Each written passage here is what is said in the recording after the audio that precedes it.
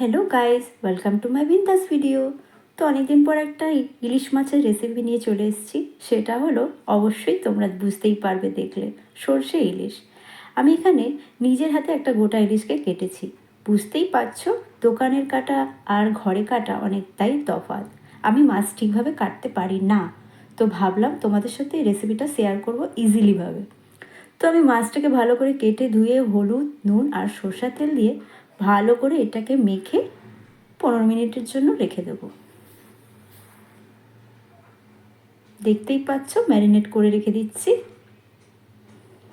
এরপরে মিক্সির মধ্যে আমি একটু কালো সর্ষে, সাদা সর্ষে পরিমাণ মতো নিয়ে নিয়েছি। আপনারা যত মাছের পিস হবে সেই অনুযায়ী কিন্তু সর্ষেগুলো নিতে হবে। তো দেখো, আমি একটু পোস্তও নিয়ে নিয়েছি হালকা মতো। আপনারা এটাকে স্কিপও করতে পারো। তো তারপরে আমি মাছগুলোকে ম্যারিনেট 15 মিনিটের জন্য রেখে আমি ভাবলাম, কড়াইটা যখন গরম হয়ে গেছে এর মধ্যে সর্ষের তেলটা দিয়ে দিই। তো দেখো, সর্ষের তেলটা গরম হয়ে গেছে। এবার আমি দিয়ে দেবো, সেটা হলো কালো জিরে। কালো জিরেটার মধ্যে পেস্ট করে রাখা সর্ষে আর পোস্ত, এর মধ্যে একটু হালকা জল দিয়ে আমি দিয়ে দেবো।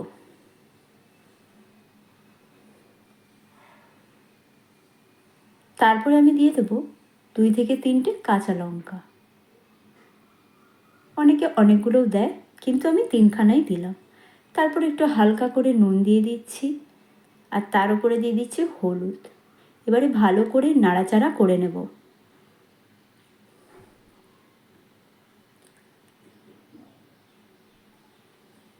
এটাকে ভালো করে নাড়াচাড়া করে নিয়ে তারপরে আমি 5 মিনিটের জন্য একটু ফুটোতে দেব ঢাকনা লাগিয়ে।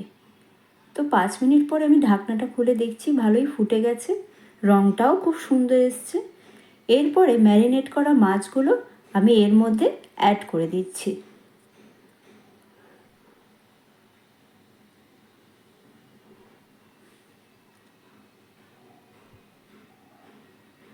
তো দেখো, সব মাছগুলো আমি দিয়ে দিচ্ছি। দিয়ে একটু হালকা নাড়িয়ে আমি এর মধ্যে ঢাকাটা লাগিয়ে দিলাম। ঢাকা লাগানোর ঠিক 10 মিনিট পরে আমি দেখলাম আমার সবই সেদ্ধ হয়ে গেছে মোটামুটি। তো দেখো, এরপরে আমি ঢাকনাটা খুলে দেখার পর আবার একটু লাগিয়ে দিচ্ছি 5 মিনিটের জন্য। তো এইভাবে তোমরাও ঘরে ট্রাই করতে পারো। এখনের মতো টাটা।